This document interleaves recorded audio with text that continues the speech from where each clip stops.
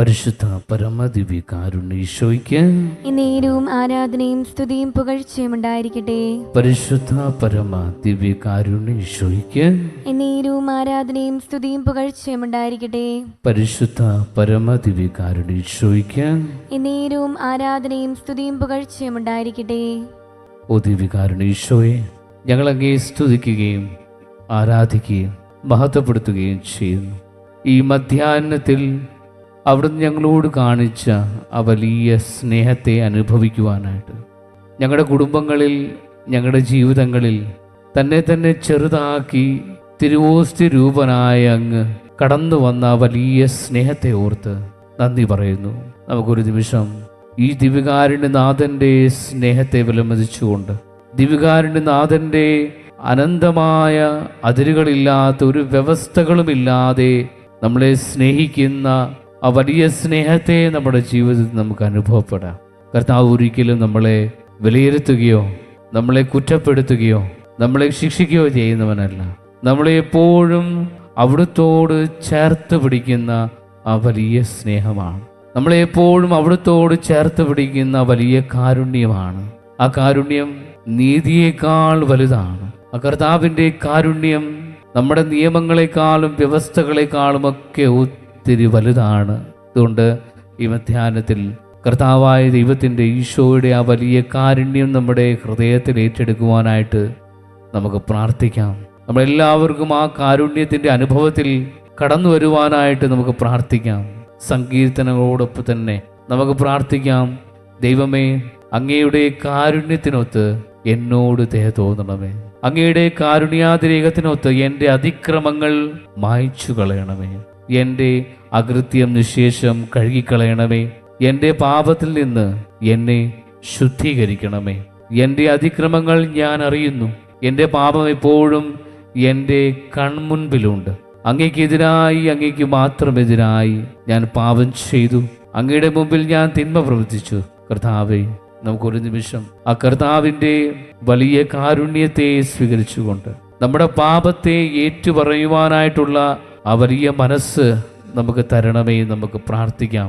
റോമാക്കാരുടെ ലേഖനം 9:16 നമ്മൾ വായിക്കുന്നു, മനുഷ്യന്റെ ആഗ്രഹമോ പ്രയത്നമോ അല്ല, ദൈവത്തിൻ്റെ ദയയാണ് എല്ലാറ്റിൻ്റെയും അടിസ്ഥാനം. നമ്മുടെ ജീവിതത്തിൻ്റെ അടിസ്ഥാനം ദൈവത്തിൻ്റെ ദയയാണ്.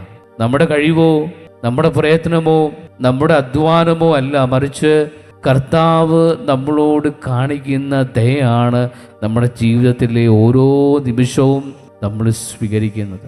നമ്മൾ അറിഞ്ഞും അറിയാതെയും പലപ്പോഴായിട്ടും നമ്മുടെ ജീവിതത്തിൽ ചില സമയങ്ങളിൽ പോലും നമ്മൾ മനഃപൂർവ്വമായിട്ടും കർത്താവിനെ വേദനിപ്പിച്ചു പോയ ആ നിമിഷങ്ങളുണ്ടായിട്ടും കർത്താവായ ദൈവം നമ്മളെ ഒരിക്കലും കുറ്റപ്പെടുത്തുന്നില്ലെന്നുള്ളത് നമുക്ക് മനസ്സിലാക്കാം.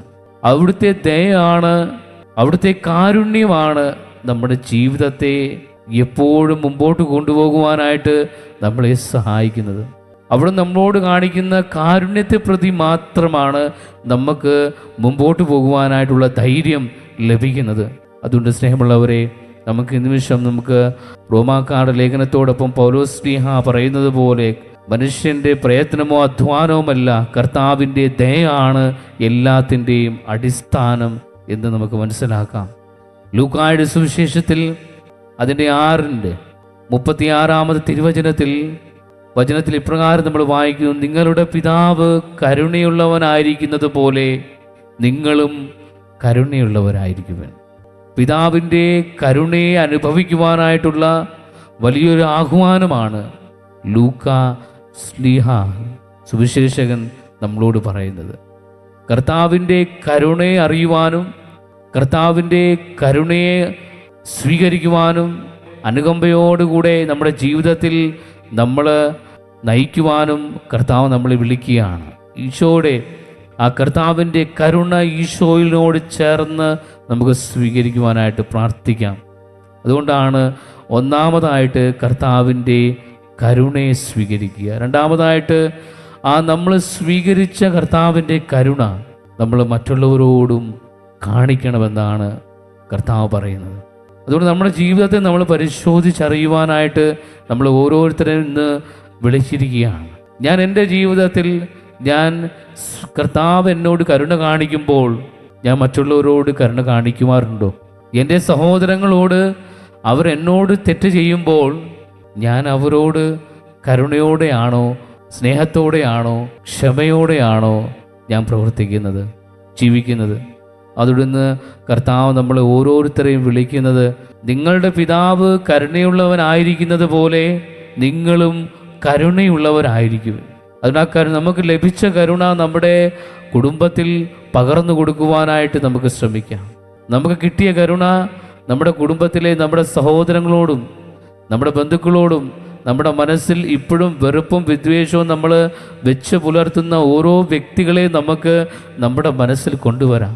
നമ്മൾ ഈ ആരാധനയിലായിരിക്കുമ്പോൾ, ദിവ്യകാരുണ്യത്തിൻ്റെ ആരാധനയിലായിരിക്കുമ്പോൾ, ഈശോയുടെ തിരുഹൃദയത്തിൽ നിന്ന് ഒഴുകുന്ന തിരുച്ചോരയും വെള്ളവും ജലവും നമ്മൾ പാപങ്ങളെല്ലാം കഴുകി നമ്മളെ അവിടുത്തെ കരുണയോടും സ്നേഹത്തോടും ചേർത്ത് പിടിക്കുമ്പോൾ, സ്നേഹമുള്ളവരെ, നമ്മളോടും കർത്താവായ ദൈവം ദിവ്യകാരുണ്യനാഥൻ ചോദിക്കുന്നതും ഇത് തന്നെയാണ്.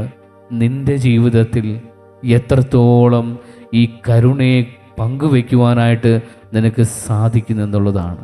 എത്രത്തോളം നിൻ്റെ സഹോദരങ്ങളോട് നീ കരുണ കാണിച്ചിട്ടുണ്ട്.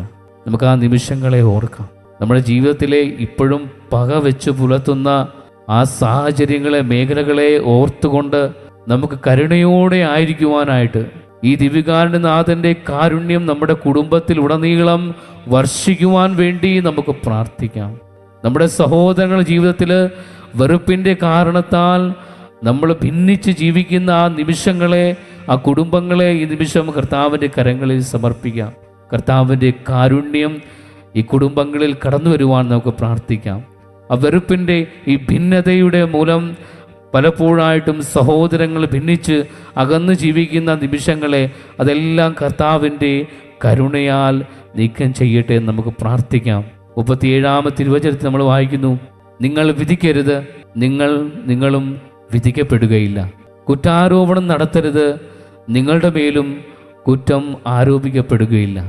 നമ്മൾ വിധിക്കുന്ന നിമിഷങ്ങളെല്ലാം നമ്മൾ ഓർക്കണം, നമ്മൾ എങ്ങനെയാണോ നമ്മുടെ സഹോദരങ്ങളോട് പെരുമാറുന്നത്, നമ്മൾ ഏത് അളവുകോലുകൊണ്ടാണോ നമ്മുടെ സഹോദരങ്ങളോട് പെരുമാറുന്നത്, അതേ അളവുകോലുകൊണ്ട് തന്നെ നമ്മളോടും പെരുമാറ്റപ്പെടുമെന്നാണ്. സ്വർഗസ്ഥനായ ഞങ്ങളുടെ പിതാവേ എന്ന പ്രാർത്ഥനയിലൂടെ, കർത്താവെ, ഞാൻ ക്ഷമിക്കുന്നത് പോലെ എൻ്റെ തെറ്റുകൾ എന്നോട് ക്ഷമിക്കണമേ എന്നാണ് നമ്മൾ പ്രാർത്ഥിക്കുന്നത്. അപ്പോൾ നമുക്കും ദിവ്യകാരുണ്യനാഥനോട് പ്രാർത്ഥിക്കാം, എനിക്കും കർത്താവെ, ദിവ്യകാരുണ്യനാഥ, അങ്ങ് ക്ഷമിച്ചതുപോലെ, അങ്ങ് തൻ്റെ ശിഷ്യന്മാരോട് ക്ഷമിക്കുവാൻ പഠിപ്പിച്ചതുപോലെ എന്നെയും എൻ്റെ ജീവിതത്തിൽ ക്ഷമയുള്ളവളാക്കണമേ നമുക്ക് പ്രാർത്ഥിക്കാം.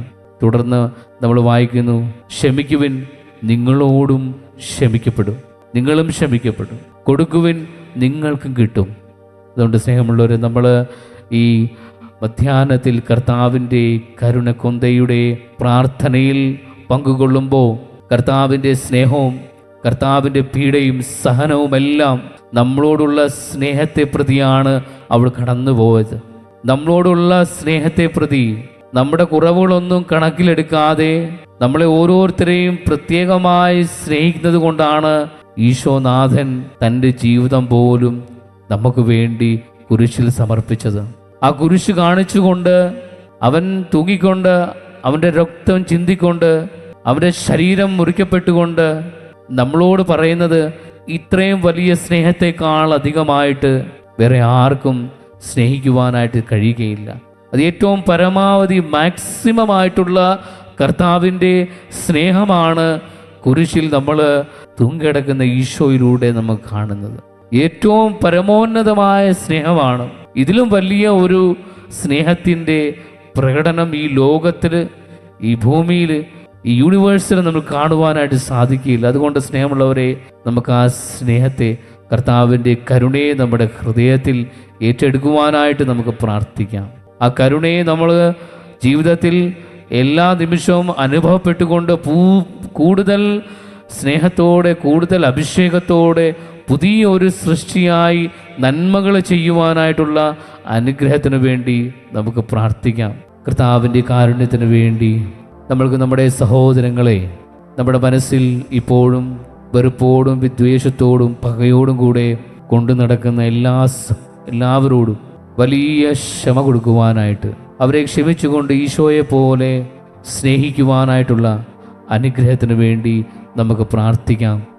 നമ്മുടെ എല്ലാം ക്ഷമയില്ലാതിരിക്കുന്ന എല്ലാ മേഖലകളെയും ചിന്തകളെയും നമ്മുടെ ജീവിതത്തിൻ്റെ എല്ലാ മേഖലകളെയും കർത്താവിൻ്റെ കരങ്ങളിൽ സമർപ്പിക്കുകയും ആ വ്യക്തികളെ ഓരോരുത്തരെയും കർത്താവിൻ്റെ കരങ്ങളിൽ സമർപ്പിച്ചുകൊണ്ട് നമ്മുടെ നിയോഗങ്ങളും പ്രാർത്ഥനകളും കർത്താവിൻ്റെ കരങ്ങളിൽ സമർപ്പിക്കുകയും കർത്താവിൻ്റെ ദിവ്യകാരുണ്യനാഥൻ്റെ ആശീർവാദം സ്വീകരിക്കുകയും ചെയ്യാം.